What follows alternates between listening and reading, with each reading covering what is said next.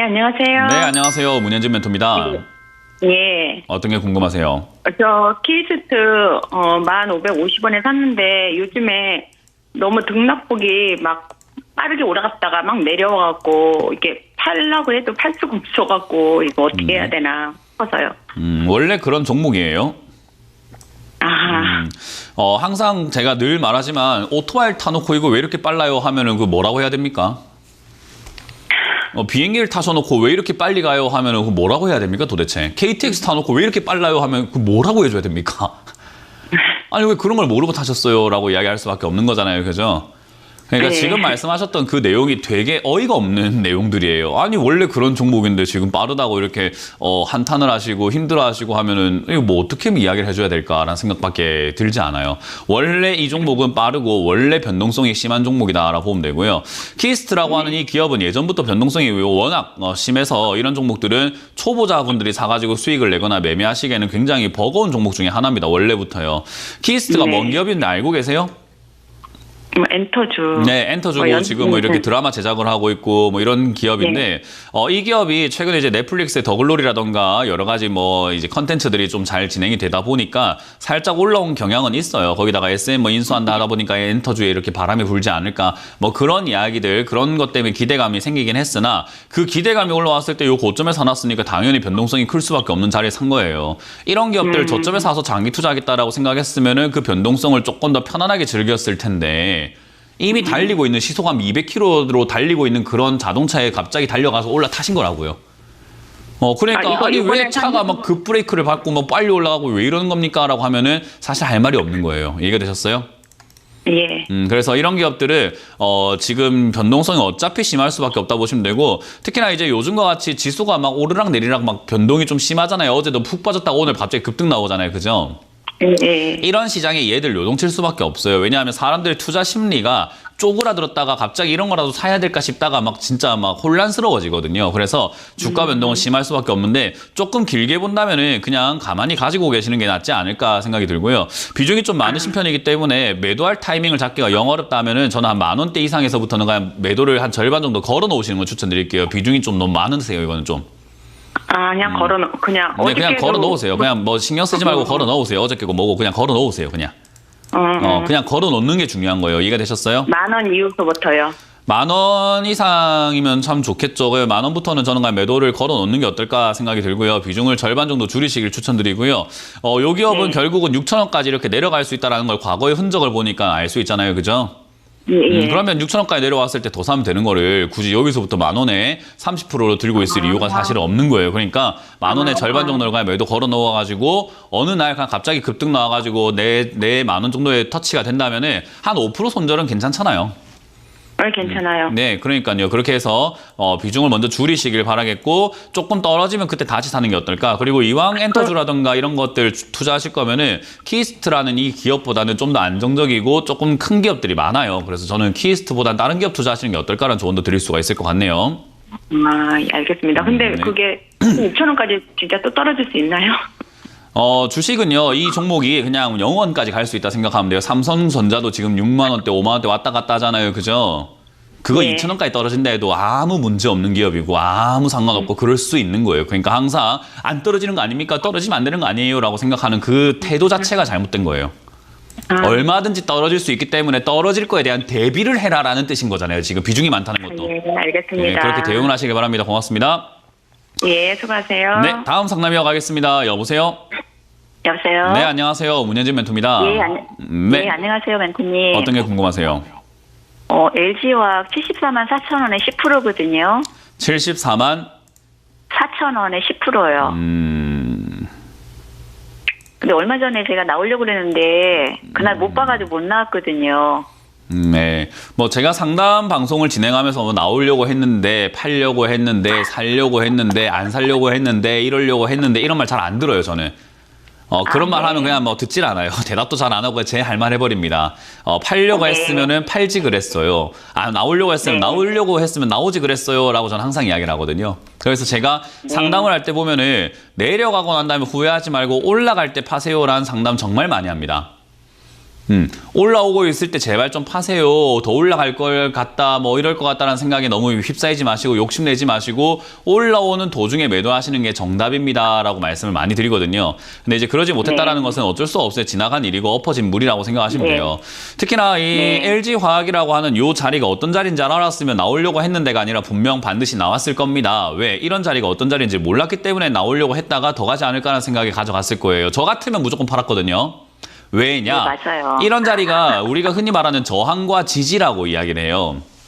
네. 지금 최근에 만들어졌던 고점 자리가 이거 2022년 12월, 11월경에 만들어졌던 고점 자리가 14만 원대예요. 그죠?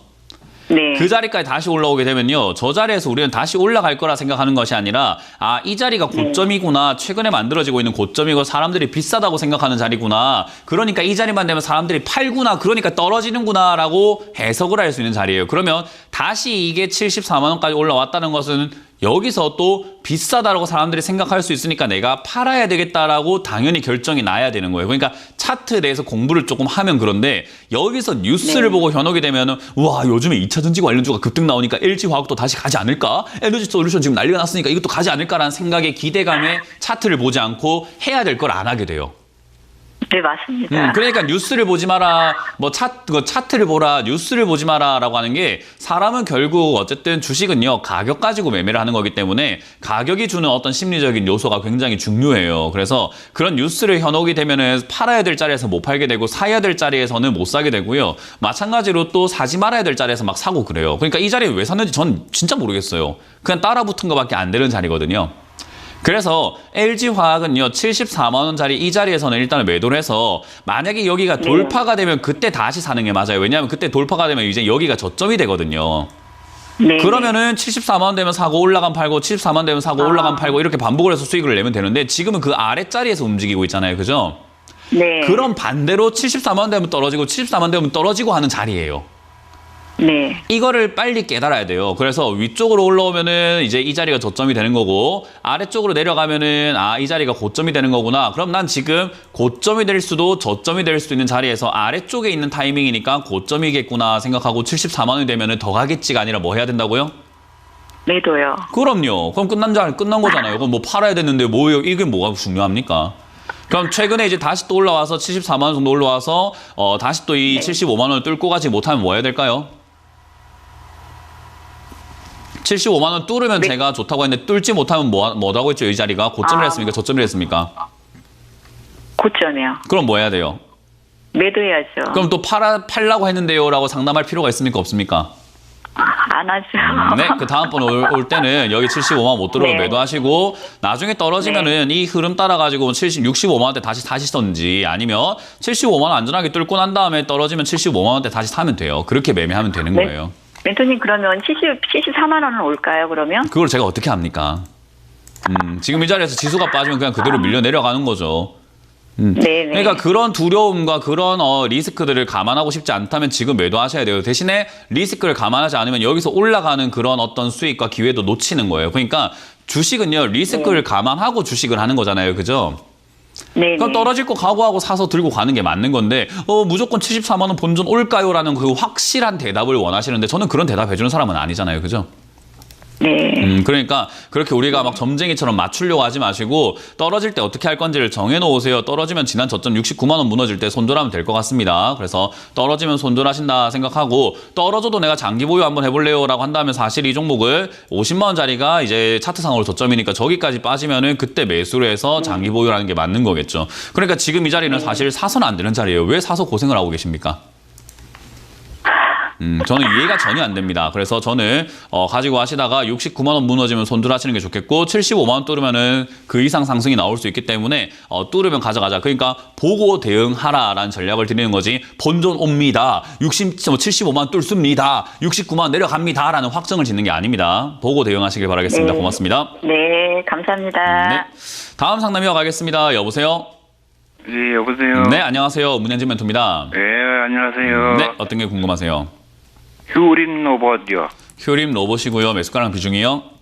2,700원에 50%요. 비중이 좀 많네요. 그죠? 네. 일단 비중이 이렇게 많으면은 항상 말씀드리지만은 대응 전략 짜기가 굉장히 까다롭습니다. 일단 특히나 휴림로봇이라는 이 기업 자체도 적자가 좀 많이 나고 있는 기업이에요. 그러니까 돈을 잘 버는 기업은 아니고 적자가 나고 있는 기업입니다. 근데 최근에 이제 챗 GPT라든지 AI라든지 우리 스마트 팩토리라고 해서 공장 자동화 시설 이런 거 만든다 이야기해가지고 로봇 관련주들이 막 급등이 나오기 시작을 했었어요. 그래서 그 상태에서 흔들리고 있는 과정에서 시청자님은 매수를 하셨지만 좋은 기업 같아 보이지는 않아요. 그러면 이 기업이 올라가려면 어차피 적자 나고 있고 어차피 기업은 안 좋기 때문에 이대로 아무 이슈가 없이 진행이 된다면 주가는 계속 밀릴 겁니다. 무슨 말인지 이해가 되나요? 네. 그건 어쩔 수가 없어요. 그렇기 때문에 이렇다 할 만한 뉴스가 만약 없다면은 사실은 이 종목은 밀릴 것이다. 일단 로봇 관련 이야기가 조금 다시 한번 나와준다면은 올라갈 수 있는데 지금 당장 차트상으로만 흐름을 체크를 해본다고 했을 때요. 지금 이 자리가 2,500원 자리가 지금 무너질 듯 말 듯 하고 있는 그런 자리예요. 그리고 무너지고 있는 단계인 것 같거든요. 그러면 여기가 단기 쌍봉을 만들어버려요.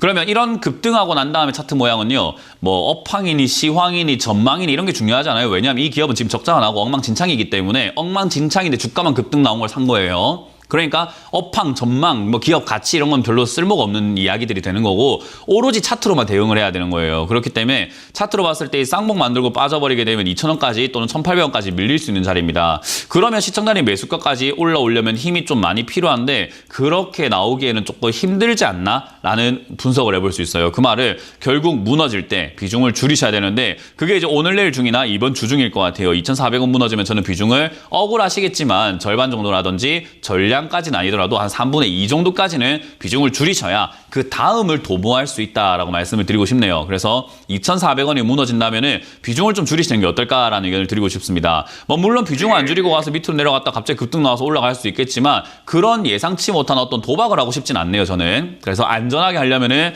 손실이 좀 나더라도 비중을 줄이는 것이 나중을 위해서 굉장히 안전한 방법이다라고 설명해 드리고 싶고 2,400원이 무너진다면은 저는 비중을 절반 정도 줄이라. 만약에 지금 최근에 지수가 조금 이렇게 올라오면서 반등이 조금 이어진다면 아마 얘도 2,600~700원까지 올라올 수 있는데 그때는 수익 내려고 하지 말고 비중이 너무 많아요. 그러니까 비중부터 빨리 줄이시는 게 좋고 이 기업은 오래 가면 오래 가져갈수록 안 좋을 겁니다. 왜? 적자가 심해요.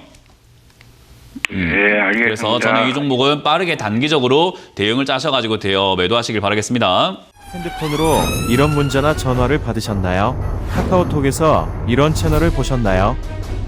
주식 챔피언을 사칭하는 카카오톡 채팅방 채널에 이어 스팸 문자 전화도 발생하고 있습니다. 주식 챔피언 대표번호 1644-6646 이외의 번호로 연락드리지 않습니다.